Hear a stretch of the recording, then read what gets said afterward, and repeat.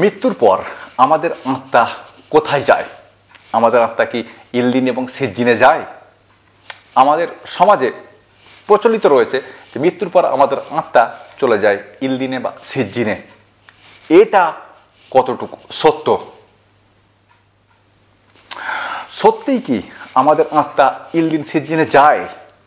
এই সম্পর্কে পবিত্র কোরআন কি বলে? আমাদের আত্মা কি ইল্লিন সিজ্জিনে যায় নাকি আলমে বারজাখে যায়? এই সম্পর্কে পবিত্র কোরআন কি বলে?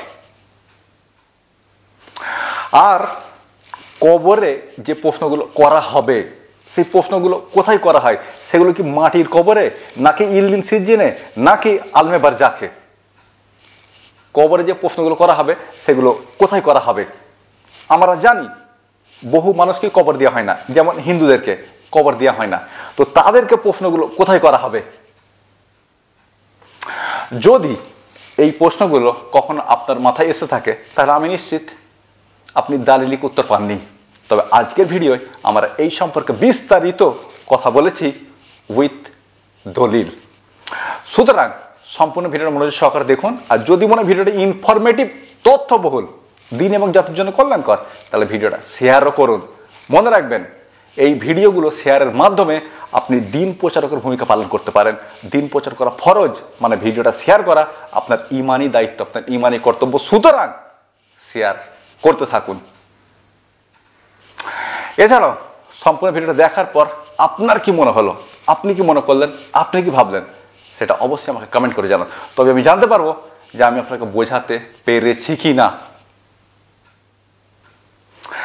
আর যদি আপনার বা আপনাদের কোনো প্রশ্ন থাকে, খুবই কঠিন প্রশ্ন, মারাত্মক কঠিন প্রশ্ন, যে প্রশ্নের উত্তর নিজেও খুঁজে পাচ্ছেন না, প্রশ্নটা কাউকে করতেও পারছেন না, এরকম প্রশ্ন থাকলে ভিডিওর কমেন্টে করে ফেলুন। ইনশাআল্লাহ আপনার প্রশ্নের উত্তর দেওয়া হবে। দুটো শর্ত রয়েছে: শিশুসুলভ প্রশ্ন করবেন না, আর প্রশ্ন করে উত্তরের জন্য তাড়াহুড়ো করবেন না। প্রশ্ন করুন কঠিন, মারাত্মক কঠিন। যত কঠিন প্রশ্ন করবেন তত তাড়াতাড়ি উত্তর পাবেন ইনশাআল্লাহ।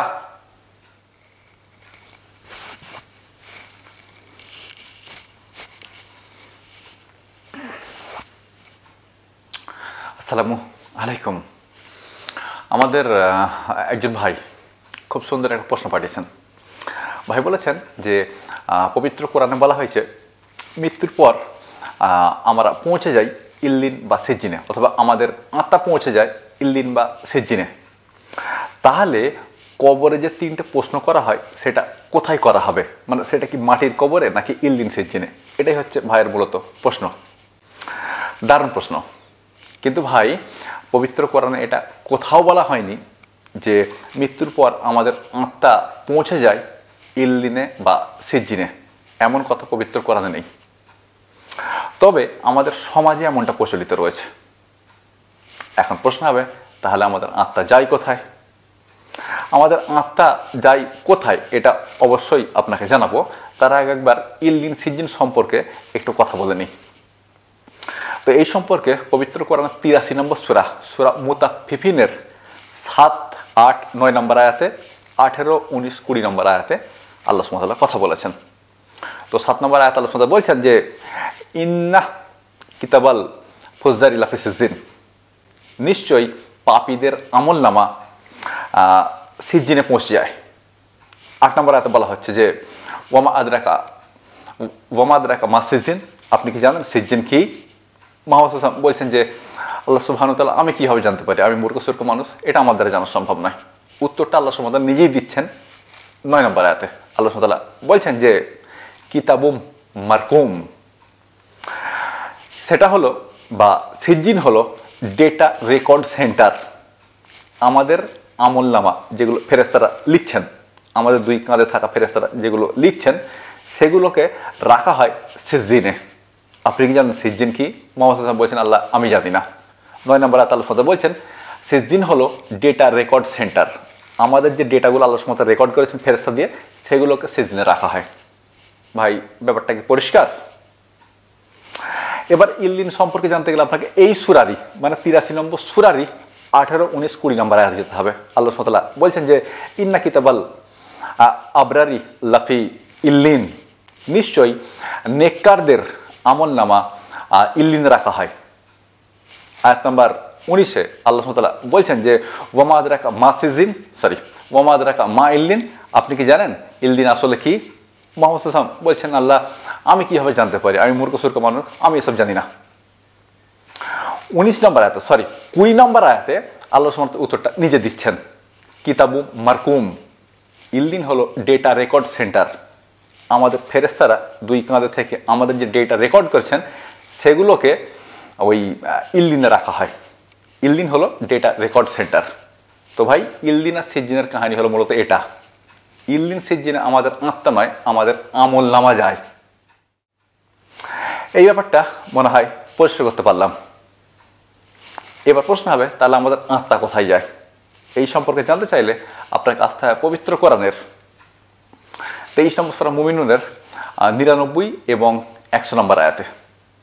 আয়াত নম্বর 99 আল্লাহ সুবহানাহু ওয়া তাআলা বলছেন যে হাত্তা ইযা জা আহাদাহুমুল মাউত ক্বালা রাব্বি ইরজিউন। আল্লাহ সুবহানাহু ওয়া তাআলা বলছেন যে এমনকি যখন তাদের মৃত্যু উপস্থিত হয়, তাদের আত্মারা তখন বলে যে আল্লাহ আমাকে পৃথিবীতে ফেরত পাঠান।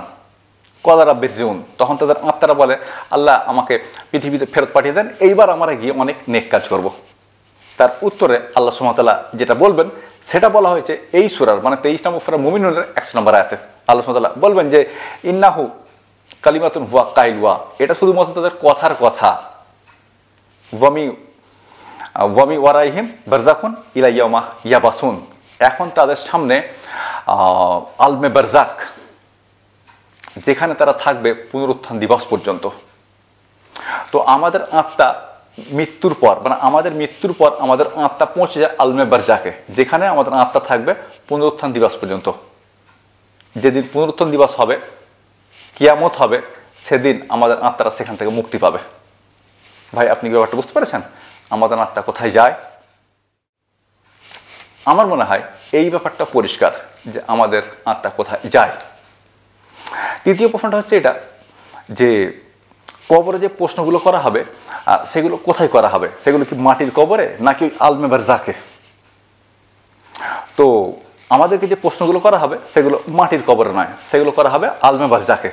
কেননা বহু মানুষকে কবরে দেওয়া হয় না, যেমন হিন্দুদেরকে কবর দেওয়া হয় না, তাদেরকে পুড়িয়ে দেওয়া হয়। অথবা কেউ জঙ্গলে গেছে, তাকে বাঘে বা সিংহতে খেয়ে নিয়েছে। অথবা কেউ সমুদ্রে পড়ে মারা গেছে, তাকে সামুদ্রিক কোনো প্রাণী তাকে খেয়ে নিয়েছে। তো বহু মানুষকেই কবর দেওয়া হয় না। তো তাহলে কি তাদেরকে প্রশ্ন করা হবে না? অবশ্যই প্রশ্ন করা হবে। সেটা মাটির কবরে নয়, সেটা হবে আলমে বারজাকে। আমাদেরকে প্রশ্ন করা হবে সেটা আলমে বারজাকে, এই মাটির কবরে নয়। আমার মনে হয় আপনার 3 নম্বর প্রশ্নের উত্তরটাও আপনি পেয়ে গেছেন, তাও দলিল সহ। এখন যদি মনে হয় ভিডিওটি ইনফরমেটিভ এবং তথ্যবহুল, আসলে দুটো একই কথা, ইনফরমেটিভ এবং তথ্যবহুল।